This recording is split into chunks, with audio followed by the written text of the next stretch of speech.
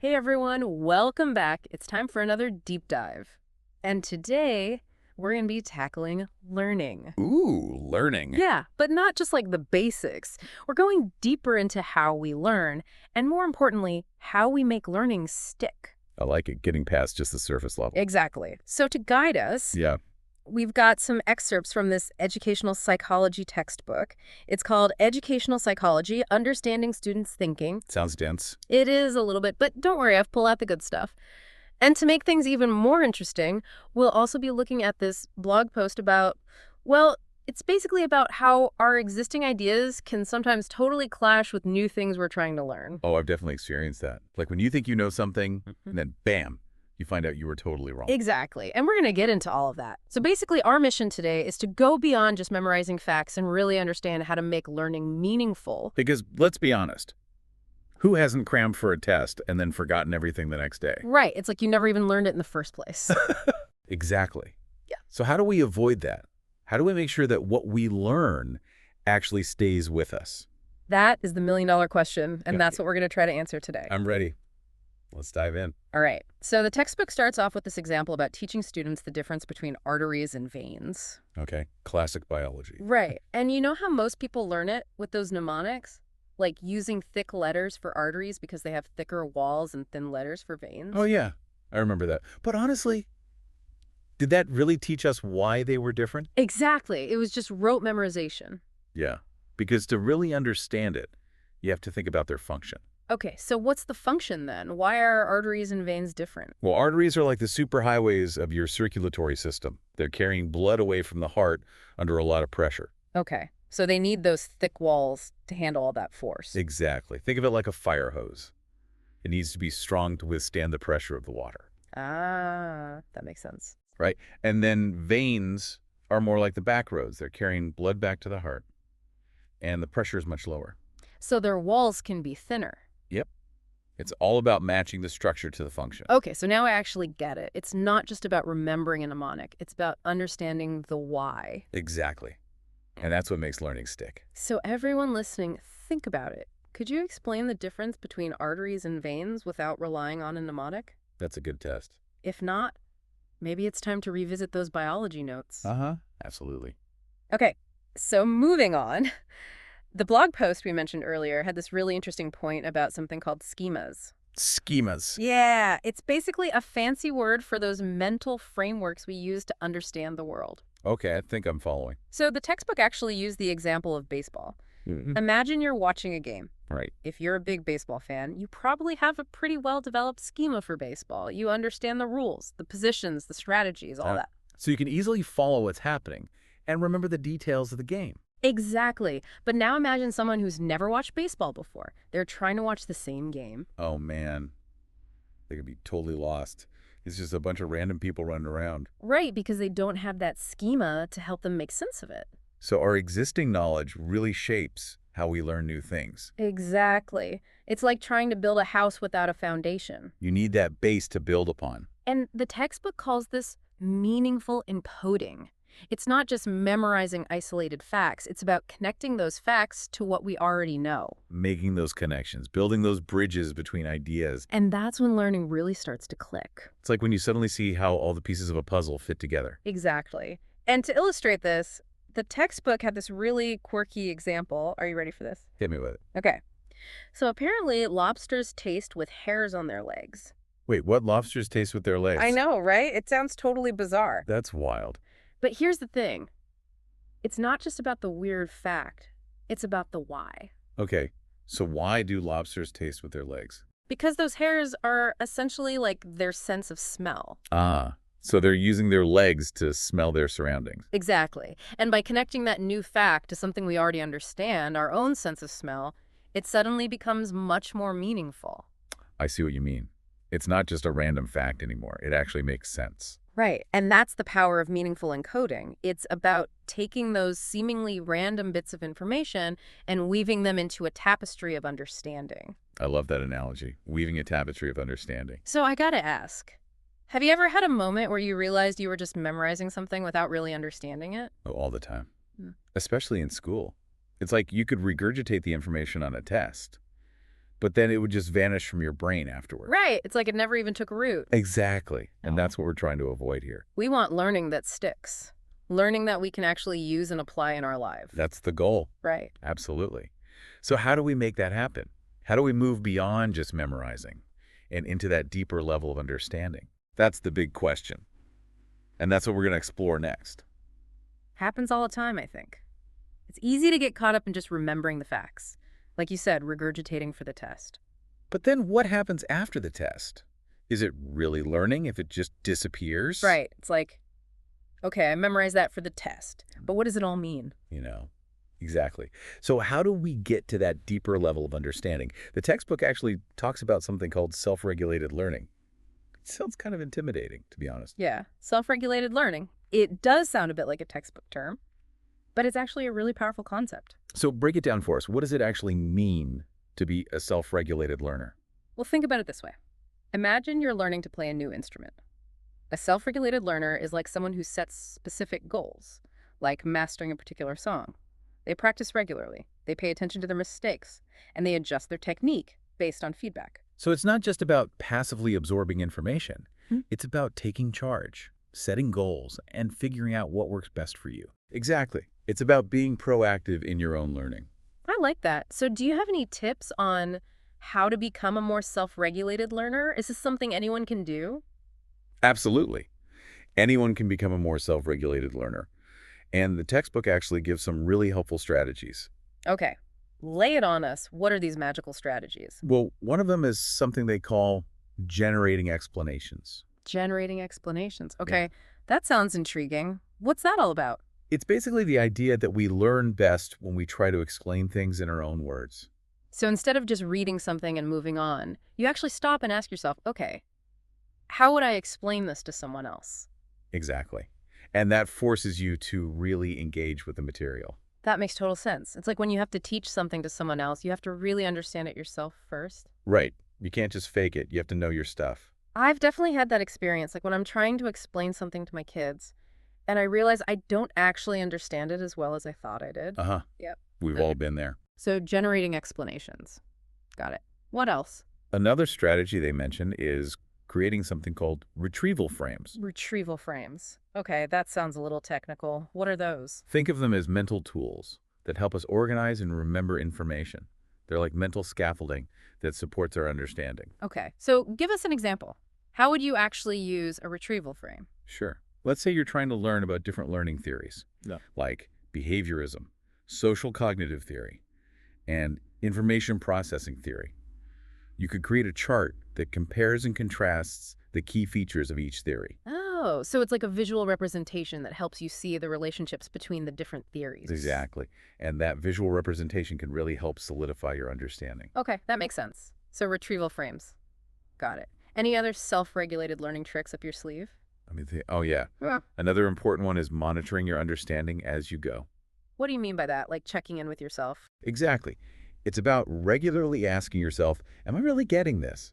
Or do I need to go back and review something? So it's about being honest with yourself about what you know and what you don't know. Right. And if you realize you're not getting something, that's where repair strategies come in. Repair strategies? Sounds like we're fixing a leaky faucet or something. Well, in a way we are. We're fixing gaps in our understanding. So what are some examples of repair strategies? They can be anything from rereading a passage to looking up a definition to asking someone for clarification. So it's about being proactive and taking steps to address those areas where you're feeling stuck. Exactly. Don't just sit there and hope things will magically become clear. Take action. Okay, I'm starting to realize that truly understanding something is much more involved than I used to think. It's not just about passively absorbing information. It's about actively engaging with it, questioning it, and making it your own. You're getting it.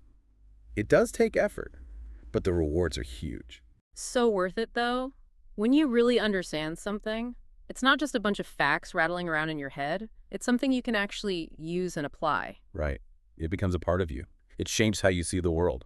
Speaking of applying what we learn, the textbook also talks about the importance of transfer. Being able to take what we've learned in one situation and use it in a totally different situation. Transfer is the holy grail of learning. It's what allows us to take those theoretical concepts and apply them to real-world problems. But that can be tough, right? Like, I might be able to ace a math test, but then struggle to figure out a tip at a restaurant. That's a classic example, and it highlights why it's so important to move beyond just memorizing formulas and procedures and toward a deeper understanding of the concepts. So how do we help learners make that leap from the classroom to the real world? Well, the textbook talks about something called authentic assessment as a way to promote transfer. Authentic assessment. Okay, I'm intrigued. Tell me more.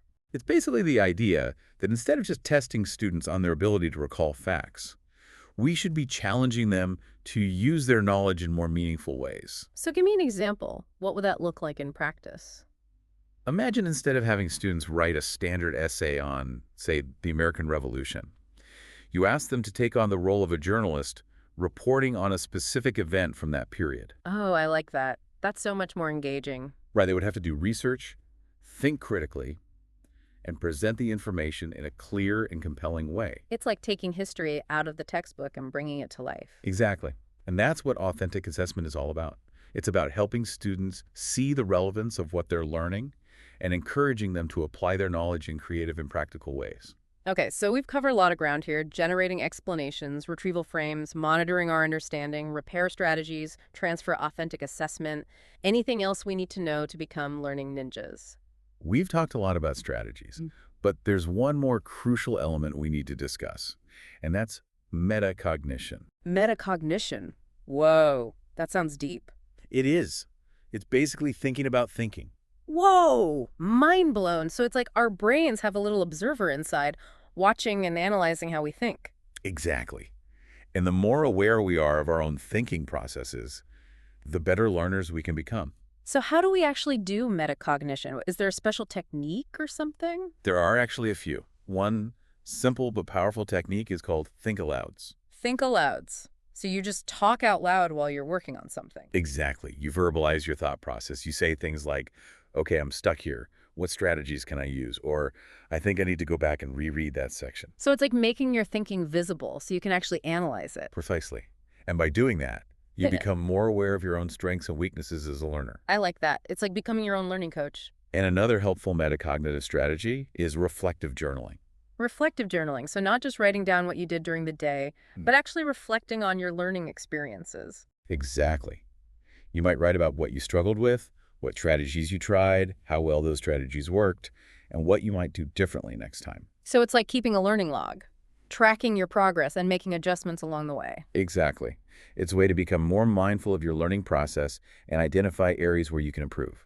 This is all starting to make so much sense. I'm seeing how all these pieces fit together. Those self-regulated learning strategies, generating explanations, retrieval frames, monitoring our understanding, using repair strategies, all working together with those metacognitive skills, helping us think about our thinking and become more aware of how we learn best. You got it. It's a holistic approach to learning, one that empowers us to become lifelong learners who are constantly growing and evolving. Okay, so we've covered a lot of ground here, but I have a feeling there's still more to this story. What else can we learn from this textbook about how to make learning truly stick? So, we've been talking a lot about like the mechanics of learning, Right. all those strategies and mental habits that can really make a difference. Yeah, like becoming more self-aware of our own thinking and stuff. Exactly. But now I want to zoom out a bit and think about the bigger picture. Like, what about the things that can impact learning even before we start trying to learn something new? You know what I mean? Yeah, that's a good point. There's a lot that goes into creating the right conditions for learning to happen. Right. Like, what are some of those things? Well, the textbook actually talks a lot about the importance of prior knowledge, those mental frameworks we call schemas. Oh, yeah, schemas. We touched on those earlier with the baseball example. But how do they actually impact learning in like a practical way?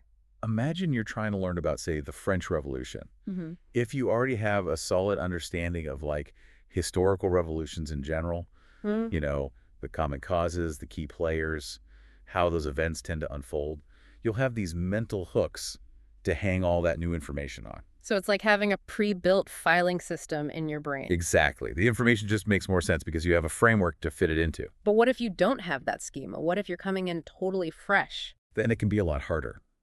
The information might feel like a jumble of random facts. It's like trying to assemble a puzzle without seeing the picture on the box first. Ooh, that's a good analogy. So how do we help learners build those schemas then? especially if they're tackling a subject for the very first time. That's where good teachers are so important. They don't just throw facts at students. They lay the groundwork. They provide that basic knowledge, activate any relevant schemas the student might already have, and help make those connections between ideas. So it's like they're creating the soil before planting the seeds of knowledge. Exactly. Making sure the conditions are right for learning to flourish. I love that analogy. And this actually makes me think about another thing we touched on earlier.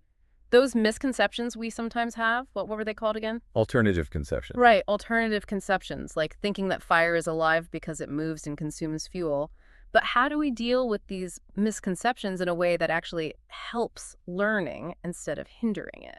That's the key, right? Seeing those misconceptions not as wrong answers, but as valuable clues. Okay, so how do we do that? Well, instead of just shutting down a student who says something that's technically incorrect, a good teacher would try to understand the student's reasoning. They might say something like, "That's interesting. Tell me more about why you think that." So it's about meeting the learner where they are instead of forcing them to jump ahead before they're ready. Exactly. And this is where the learning environment itself becomes so important. What do you mean? The textbook talks about creating a space that encourages curiosity, questioning, and even what they call productive struggle. So it's not about making learning easy or spoon-feeding information. Right. It's about giving learners the space and the support to grapple with ideas and figure things out for themselves. I like that. A classroom where mistakes are seen as opportunities to learn and where diverse perspectives are welcomed. Exactly. And it makes me think about those traditional classrooms with rows of desks all facing the teacher. Does that kind of setup really foster that active, engaged learning we're talking about? That's a good question. The physical space itself sends a message about how learning is supposed to happen. Right. Imagine a classroom with flexible seating, where students can easily collaborate, and where the walls are covered in student work, questions, ideas. Wouldn't that feel different? It would feel so much more dynamic and student-centered. And in that kind of environment, the teacher's role shifts too. The textbook talks about the teacher becoming more of a facilitator, guiding, support, empowering students to take ownership of their learning. So less of the sage on the stage and more of the guide on the side. I love that. And as we wrap up our deep dive into learning, I want to leave you with this thought-provoking question from the textbook. What's one topic you've always wanted to understand more deeply? That's a good one. And what's one action you can take today to move beyond just surface-level knowledge and really get to the heart of that topic? That's a great challenge for all of us. And as we sign off, I just want to say that real learning is a journey, not a destination. It's about being curious, asking questions, and always striving to understand the world around us a little bit better. Exactly. So go out there and be an active, engaged, and empowered learner. Because learning isn't just about filling our minds. It's about expanding our possibilities. Well said. I think that's a perfect note to end on.